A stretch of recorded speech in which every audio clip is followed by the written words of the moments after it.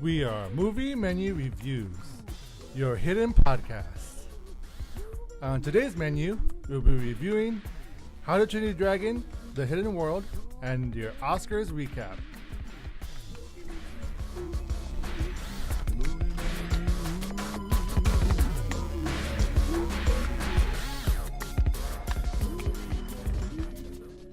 Welcome, ladies and gents. I'm Dan the Man Muñoz, host of Movie Menu Reviews, your weekly movie news and reviews podcast, live on Facebook. Yay! Yay! Yay! That was a very delayed yay, everyone. Yay. Finally. Yay. Yeah. Finally, everyone. We did it. It's a we little did it. late start, but it's better late than never, is what I say. I'm glad you said that. And I'm late a lot, so I'm used to saying it. Dan, better late than never, Muñoz. Yeah. Joining us today is our special guest, Heather McLane. Thank you. Woo! Also here today is our special correspondent, Rigo Espinoza. And the reason why we took so long to start is my co-host, Mike Sand. That's not true. It's Dan's fault with his faulty phone. That is very true. I just blame Mike for everything. Yeah, that is also true. You're speaking a lot of truths today, Dan. Another truth is we reviewed How to Train Your Dragon 3, The Hidden World, which we did not all see, but we're all going to participate in discussing this film. So let's go ahead and get into that before we go over to our Oscars recap. So, How to Train Your Dragon, The Hidden World, directed by Dean DeBlois, written by Dean DeBlois.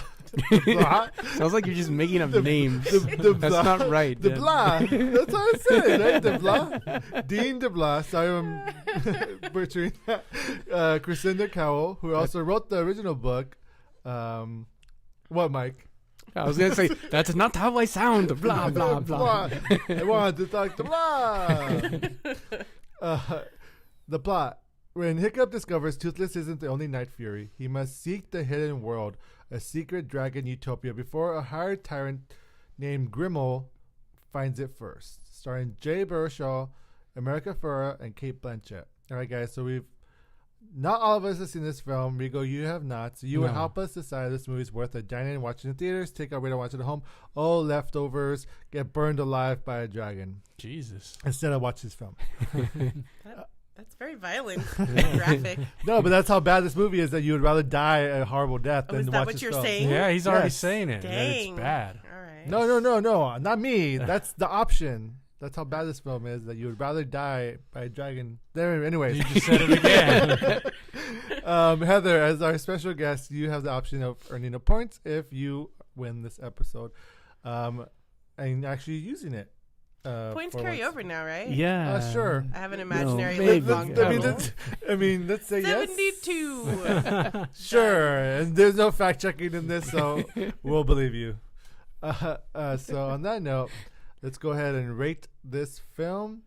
Heather, as our special guest, you go first. I'm gonna give it a dine in. Rigo, you did not see this film, so you're going and help us judge. Okay. I thought you were gonna say go ahead and read it. He's like, I almost did, and I was gonna be a dick and do it, but I was like, nah. I'm sorry, I saw the wrong movie this weekend, I guess. Good job. So, Mike, rate this film? I'm going to give it a dine-in as well. I am as well going to give it a dine-in. 3 dine-ins. All right. 3 And we're done. All right, dine-ins. bye. Wait, Dan, you saw this? I sure did. Oh, man, okay. Not only did I see this, I saw an advanced screening of it because I have friends who work at Universal. Fancy. So I got to see it, the employee. Maybe I shouldn't be saying that. Yeah, you should. No. I don't want to get them in trouble. These are all the Where was secrets. the invite? He got it off GoFobo. And, Mike, you don't need to explain what GoFobo is. I was just trying to help people. GoFobo. And, yeah, Mike, do not explain it. Come on. If people are curious. so I'm this trying is- to quench their So curiosity. this, you know? moving on. So this is the final film in this trilogy. We're starring Hiccup and Toothless. How did you guys feel, without giving spoilers away, how did you feel that this third film encompassed the rest of the other films? Did you feel like it was a nice addition? Do you feel like it veered out of nowhere and didn't connect? How were you drawn to this film? I thought it was great closure. I think it did a great job closing out the franchise, or this trilogy, I should say. So it does kind of like leave open the doors to possible sequels, but it nicely closes this trilogy. So I thought it was well done. I definitely agree with that. It really did. I remember at the end thinking, like, this really does feel like a nice end to this. It really does close it up. And unlike the second film, which I feel like you could have gone in and watched it as a standalone film, this third one, I feel like you really do need at least How to Train Your Dragon 2 to have enough exposition to really understand the story. I agree. And the funny thing is, I saw the second one before I saw the first one. So you can definitely watch the second one and get the gist of it without having to watch the first one. But this one definitely adds more layers to the second one. So it would really help to watch the second one first. And definitely you should watch the first one to see how it all started. And do you guys compare this to like one of the great trilogies now? Do you think they nailed it, like a Toy Story trilogy, even though Toy Story 4 is coming out this year? No. So it won't rank that. It won't rank as one of the best trilogies out there. I mean, that's hard to say because I don't mean to take away from how successful it is either. You can't compare that it's not an animated film because Toy Story is also an animated film, but that trilogy is kind of incredible. Yeah, no, absolutely. No pun intended, but The Incredibles. No, I mean I agree. The Toy Story trilogy is incredible, but this I wouldn't say that this is a bad trilogy either. I don't think you'd go wrong with this. It is its own thing though as well. Its own type of humor. It's its own thing. So you can enjoy both trilogies, both Toy Story and How to Train Your Dragon. So I think it's a well-rounded trilogy. Yeah. And each movie is really good in itself. Like, there's not a weak link, honestly. Like, I really liked this one as much as I enjoyed the second one, as much as I enjoyed the first one. There wasn't one that left me disappointed. Yeah. I liked That's all true. three of them. I really enjoyed the second one a lot. It made me go back to watch the first one, and I was really excited for this film. And I agree. I really enjoyed it. I do feel like as a third one out, I could have had a little more, but I still enjoyed the fun. I thought it was really well done. I do like the introduction to the Light Fury. Yeah. Which is great. And the whole dynamic between Toothless and the Light Fury. And I really also like the villain in this one more than I did in the second film. Because this villain in this film was a lot smarter and was at least 3 steps ahead of the heroes. Yeah. I like that aspect because in the second film, the villain was very watered down. Yeah, I agree. Although this movie, I feel, really was into itself. Like, it was, I don't know how to explain it. Like Inside Baseball? Like you had to have seen the other films in order to get it? Or Well, there's that, but more so that it was really in love with itself. So it Like gave this- itself like a... Yeah, Tag it that. was like this trilogy is amazing, and we're just gonna finish this out with a night. And I mean, the story was really predictable. Yeah. Like from 10 minutes in, like, oh, I know how the whole story's gonna go. There's a minor twists and turns as you go. Like you said, the villain was actually a really good villain. So there was some, okay, I didn't necessarily see that chess move, but as a long arc, you get where it's going and how it's gonna end. I don't and all know that. because for me, it ended a way that I didn't think it was going to end. Do you feel like it ended too short? Like as far as the climax of the story? I mean, a ended too little, early? but it's definitely not an ending that I saw. Or at least I didn't expect it. And as far as you not enjoying the ending? No, as no, I much? enjoyed the ending. Okay. It's just like what Heather says. It was like you go in knowing the ending already. I felt like I did know the ending, and when the ending actually happened, it was a different ending than I had already anticipated. Oh, okay. I Gotcha. could understand how one aspect, and that was the most emotional aspect, and Yes. it did make me cry. We're speaking in code now, if you can't tell. Yeah, I know. Because this is a spoiler-free review. So the ending did get me emotional. Rigo's like, what the hell? No, are you I guys think I talking kind about? of figured out what happened already just by like listening to you. Oh Guys. no! Oh well. We ruined it for you. No, Rigo. I'm because sorry. like I said, So- I've seen the first one, but I don't even remember watching it, so I'm gonna have to go back and watch all three. Now. So why It's do you definitely hate? worth Why do you it. hate dragons? I don't hate dragons. It's just There were a few like there were two things that like stood out to me negatively that bothered me that I would criticize, I guess. Well, I mean, of course it's a kids film, but Stop like saying it's a kids film. it is a kids film though, Dan. That's the genre. It's like it's a family film. Also, note: don't watch it during the day because it is a kids film. Family film. A It's a kids family film. film that they're. Like kids and adults can I enjoy. saw it Oh, in it's a kids the afternoon, late afternoon, and there were kids, and it was annoying. So watch it when kids are in, So do you want to do a takeout so you can watch it at home and not deal with kids? unless you have them at home, and then you're just screwed. No, but I guess so. I think one of the things that weakens the movie is that, like, except for the very, very end, I felt like I didn't really fear for the characters, as far as like them, like anything really bad happening to them. Like even in all the fight sequences, it's like the fight sequences are like.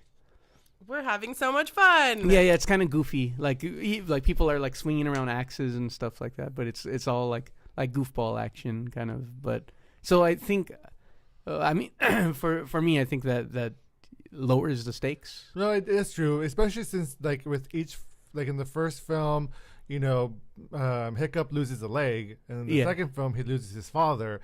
Yeah. So it's like you expect. Spoilers. spoiler, dude. Jeez. This is the third one we're talking But he about. hasn't seen the second Oh, one. sorry. I forgot about you there. Kylo Ren kills Han Solo. There, I said it. I saw the film. I Thanks. know. So anyway, so you kind of expected something more dramatic in the third film, which I'm kind of glad. That Well, it wasn't. Well, I don't know, because they do lose something, but it's not as dramatic as a leg or a family member, I guess. I don't know. Oh, and now everyone knows that no one dies. Like, what? We're just No. ruining this film. I'm sorry that we ruined it for all of you. There are deaths in the movie. Yeah, there are deaths. That's true. I can mention too. Or I won't. Okay, I won't say anything else. But the other thing is that like there's this weird role with the love interest of Hiccup, which is Oh, and Astrid? and Astrid, where she like I don't know. It's hard for me to like. It almost felt like Astrid's character was like slowly turning into the stereotypical wife role. I don't know if you felt like that. And Hiccup's mother was like coaching her. I don't know if you felt that or saw that. I could kind of see that. For me, it was like as an afterthought. I was like, it was an interesting, subtle thing that like it took me a moment to realize after. I don't think it was to do a housewife. I think it was to make her an equal partner, because Okay. she's always been much stronger than Hiccup.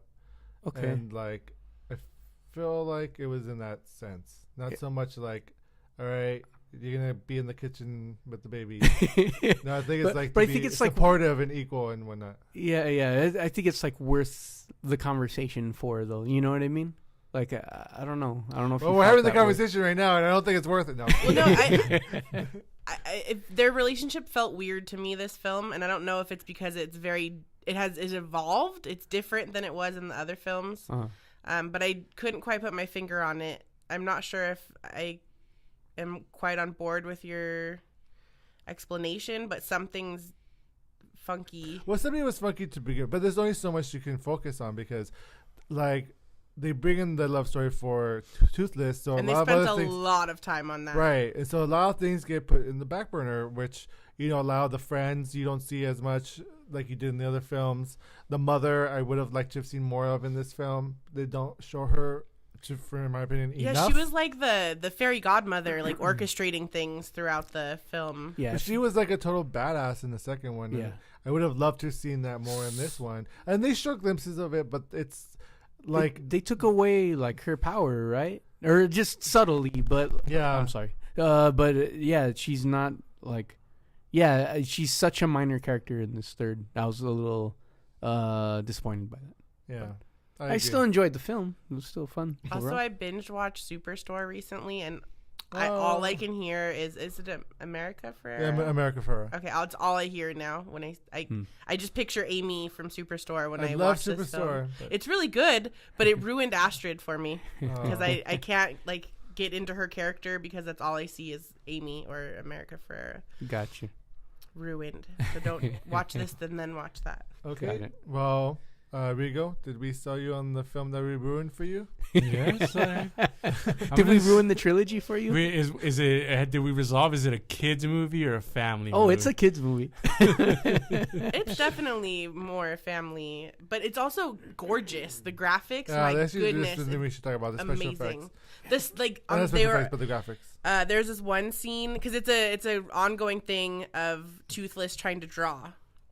So he's drawing with a stick in the sand in this film, and the sand looked amazing. Yeah, it did. Like the graphics were great overall, but like little things like that, wow, it's improved. Especially I just watched 1 and 2 again, and the evolution from 2010 until now is amazing. How far we've come with graphics. Now, also, we should talk about is I like the relationship with the Light Fury and Toothless because in the trailer it feels like they give a lot of it away, but when you watch it, there's actually like a lot more to it than you would have thought.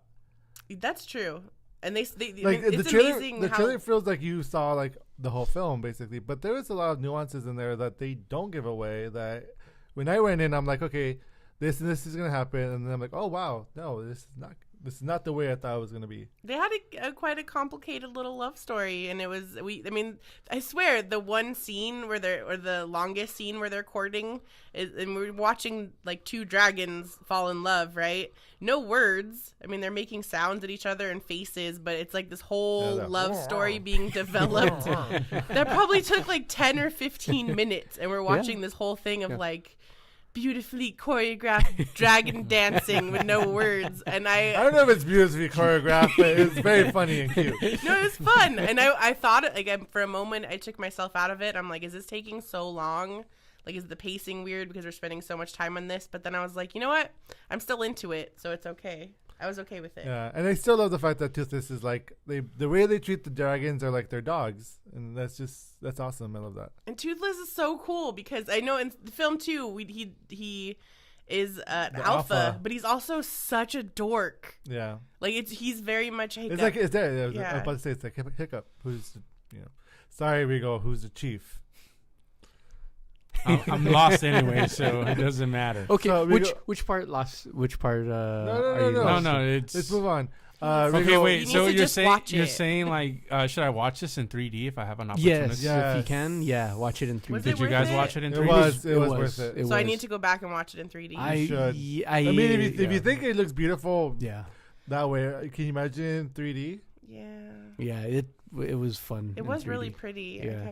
Dang it! We debated whether we were gonna watch it in 3D. We messed up. Rigo? Okay, so I'm gonna give it a dine in. Just number one because I'm gonna watch it now. I'm kind of interested to know what you guys were talking about, and number two, you guys made some very good points about the graphics and the story. Although you guys did say the story is kind of a little bit less this time around than the first two movies, but overall, it sounds like a good time. So let's go dine in. All right. And the story's good. It's just I agree with that the stakes aren't as high. Yeah. Well, the second one is really good. Yeah, the second And one is like the creator, and you're gonna love this reference, was like, I wanted to make the second film like the Empire Strikes Back of the trilogy, and he So did. that means he should have lost his foot in the second one, not That's the first true. one. Yeah, basically. yeah. So this is He like jumped the Return of the shark. Jedi. So people love Return of the Jedi, but people don't like Return of the Jedi because That's the best movie in the trilogy. I also have to say the like 10-year-old Heather that loves dragons. I mean, I still love dragons, but these movies just make reinvigorate that love. And man, I want to ride a dragon so freaking bad, so bad. Well, you know how much I love Toothless, so He's the cutest. He's the He's best. like, So, he kind of reminds me of my dog. so is that a ride you're hoping for at a theme park? Is like riding Toothless and with a She wants a real dragon. Oh, okay. I really kind of do. If anyone ever finds a dragon. Or you got to find the hidden world. So. Dang it! All right, let's go. So yeah, you gotta. Well, you need to get a ship, and then you need to. Okay. On that note, but the only way to find the hidden world is with a dragon. So we rate this film. Dine in, watch in the theaters, 3D if you can. So let's go ahead and move on to the next thing on the show. Movie menu. Okay, this past Sunday was Oscar night, the Academy Awards. I think it was the 91st Academy Awards, and only me and Rigo saw it. So, I know. So what the hell, Michael? We're gonna talk about the first thing we're gonna talk about. And we should have mentioned that we're like 30 minutes in already. That Z's not on the show. He wasn't feeling well today. Sorry, Z. Hope you feel better. But the reason why I wanted to bring that up is because, as you remember in our previous episode, Rigo, myself, Z, and Mike discussed our picks who would win for the Oscars. And like tradition, every year I won again. Oh man, that's because you pick like the obvious ones, dude. You just go with the flow. That's the whole point. No, you're supposed to go with your corazón, what's in your heart, what you believe. How can you go with your corazón when you don't have one? That is true. That is. Anyways, so the tally was, you and Mike actually tied. We that's did tie, good. here we go. For last place. All right. 4 wins. Z got 5 and I got 6 out of our poll. So Rigo, was there any standouts to you? Just a shocking moment of the night for me was Best Actress. Olivia Colman? Yeah, it's like I just wondered. You picked her. I did. I Did I? You did. But I was according to this. You picked her. but I picked her because it was like, oh, that's a long shot. Like that's it what wasn't I a want. long shot. We all had Glenn Close, and you had. No, that's not true. No, I had You had Amy Adams. No, according to this, you had Olivia Colman, and then Mike and Z had Lady Gaga, and I had Glenn Close. oh, I don't know. Glenn Close. I don't know, but it was just weird for me. Amy Adams is supporting. You guys okay. Really thought Okay. Lady Gaga was gonna win? Yeah. You know I what? She did. did have a chance. I think she split the vote because who was the one winning all the awards during the Glenn season? Close. Glenn Close. Like, I But, think but Lady Gaga won as well. And in some. So Olivia Colman, I think the only thing she won, though I could be mistaken, was the BAFTA awards. But it was like, that's like the British Oscars. yeah. So she's like British. So it's Yeah. like a automatic. But yeah, it was. I don't know if it's automatic, but she definitely has like a home field advantage. Yeah, exactly. No, but like to me that it was kind of shocking because I did think it was going to be either Glenn Close or Lady Gaga, but her speech like was everything to me. Like I enjoyed it so much. I think that was it your favorite speech? Other than the one that Guillermo del Toro gave before he gave the best director award, even though he cheated and he peeked before he like gave out the award. I think I like he's like, all right, somebody can't pronounce his name. Yeah. But that was for me. That was my favorite speech. I don't know which one you thought was your favorite. I loved Rami Malek's speech, and I really enjoyed Alfonso Cuarón's speeches. Which one? He had like Speeches. 3 of them. Yeah, I really liked his cinematography one, but I also like when he won Best Director, because I think he knew he wasn't gonna win Best Picture, so he just let it all out for that one, and. I loved Ruth Carter's, who won Best Costume for Black Panther, and there were some really surprising wins too. Like I was happy, the Bohemian Rhapsody won four Oscars, and then Green Book, which won Best Picture, that won 3 Oscars. Favorite won 1 Oscar, Olivia Colman. I think Star is Born won 1 or 2 Oscars. Was there any standouts? Did you hear anything about wins and stuff? Well, Anything surprise you guys? There's a lot of controversy around Green Book winning Best Picture. How do you guys feel about it? I didn't actually see Green Book, but the things I'm hearing that it was very just like a palatable, feel-good movie to make racism palatable. It was just like really played it safe. It did. It played it safe. And people were kind of upset that it won Best Picture over movies that were from an actual like African American perspective, written, produced. Yeah, I agree. I think Green Book was a very safe movie. Yeah. We actually did review it, and We did. Yeah. What score did you guys give it? We give it a dine-in. Okay. Yeah. But do you think it's worth being Best Picture? Like, Well, out of all the movies on it? Because honestly, I didn't see that one, and I didn't see The Favorite. No, it's a really well done film. I can see the controversy, but the story is about. It's a true story, It's no? a true story. It's about the guy's father, Okay. who wrote it. But it's from the perspective of the white guy, right? Yeah, Which is why Mahershala Ali won for supporting actor. yeah. Yeah. Because Viggo Mortensen is the lead in the movie. But Mahershala is- personally, do you think it's better than Black Panther? Like, overall as a film?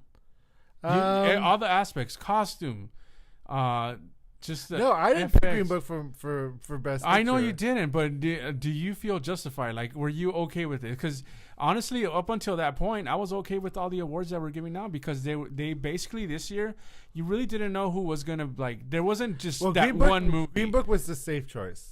I was not once Roma. I wanted Roma to win. Yes. But once Roma won Best Foreign Film, I'm like, well, Green Book has it. Automatically, I knew Green Book was going to win. And sure enough, it was a safe choice. And I mean, it was a good film. Mahershala Ali was great in it. Viggo Mortensen was great in it. The story itself was interesting because it's based on a true story, but it is a watered down version of what happens in the South. Like, I'm So sure it doesn't. there was a lot more. It doesn't get like extreme, like say like other.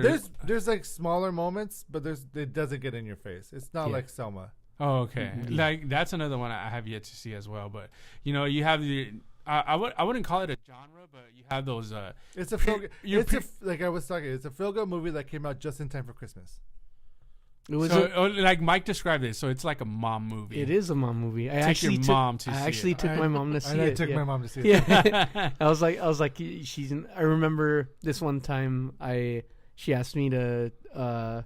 She was like, you could take. We'll see any movie you want to see. So I took her to see 28 Days Later, and then she was like, so I was like, okay, from this point on, like I'm only taking her to safe movies that are not gonna like. To mom movies. That's Yeah, a to good mom one. movies. So Green Book is a mom movie for sure. Like she's like it's she won't come out of the movie all horrified. So I don't think they would ever have given Black Panther Best Picture just because I feel like they're not like the Academy is not ready to say that a comic book movie can be the best movie. But They tried to make that whole other category. I literally think they tried to create The popular. most popular picture Just so to- that Black Panther could win something, but because that was so dramatically Well, there was a huge backlash. yeah.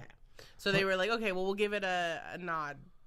yeah, because Fine they win. technically they do have award shows for that, like the MTV Movie Awards, where they're just like, oh, okay, this movie's popular, let's give it an award. No, but I feel like this film, like Black Panther, earned its right. No, I believe yeah. it earned. Nomination. It should have been the best picture, to be honest with you. I know I picked Roma because I enjoy Roma, but to me, overall, Black Panther, other than Spider-Man Into the Spider-Verse, if that was nominated for best picture, I think that should have won instead.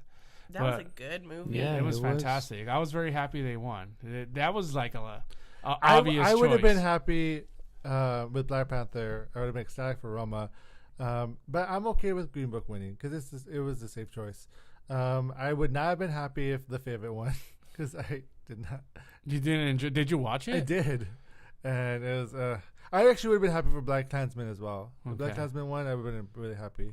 I think A Star Is Born, I would have been surprised if that You won. you didn't enjoy that movie? I did, but I was really disappointed in Lady Gaga's performance. So, Really? Yeah. that's Wow. interesting. I said we I know reviewed you it. did, but it's just shocking to me. She just had like a very big night. Like she won the Oscar. Oh, but I will say though, her and Bradley Cooper, their performance at the Oscars was incredible. That was a great.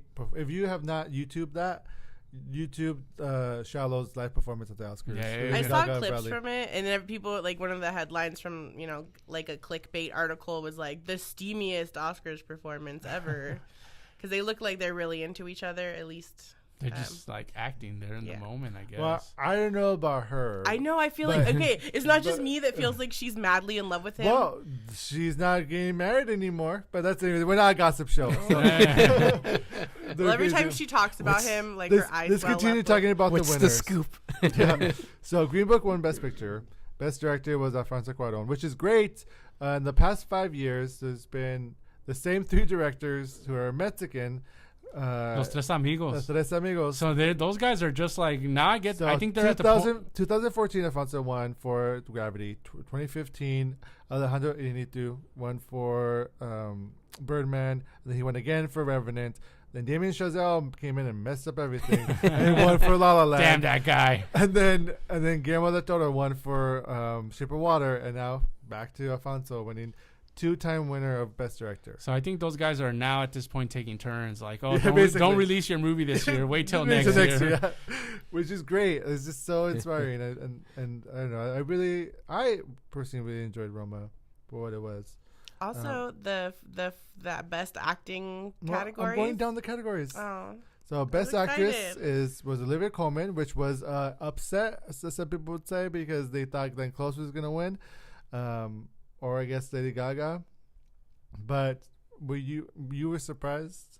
Yeah. Were you guys surprised that she won? No. I was surprised. I didn't expect the favorite to win anything. Yeah, exactly. That's the only category that it won something.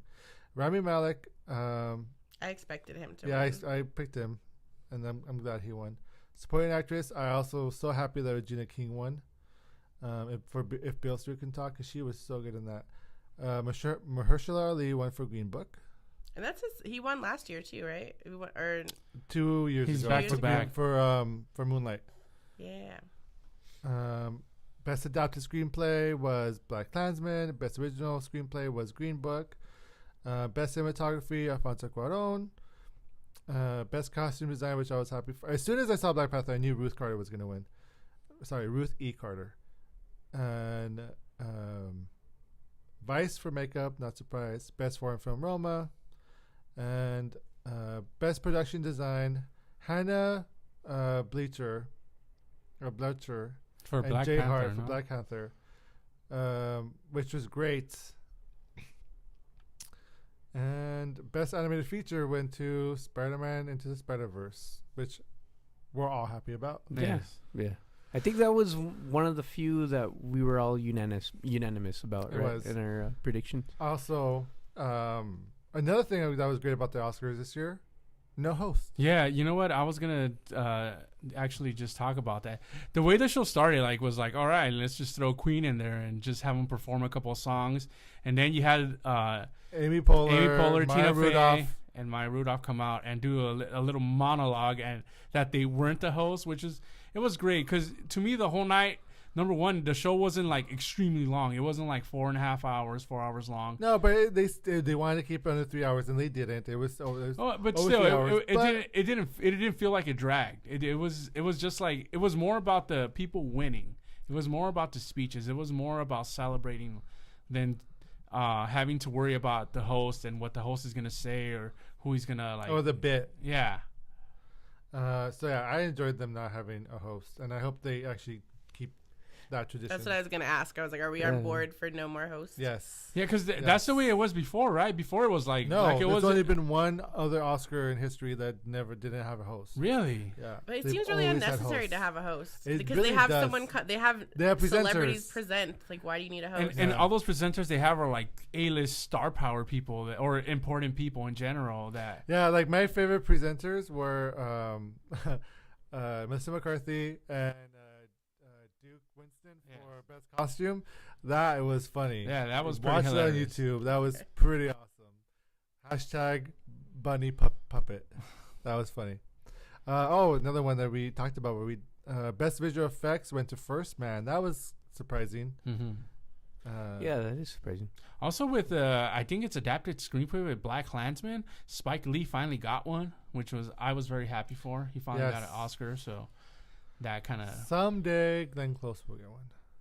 Someday. That's like saying someday Amy Adams will get one too, because she's lost a lot. She has. So overall, Rigo, did you enjoy the Oscars? I did. I actually did enjoy this year, and The only thing that I would say is don't have a host anymore.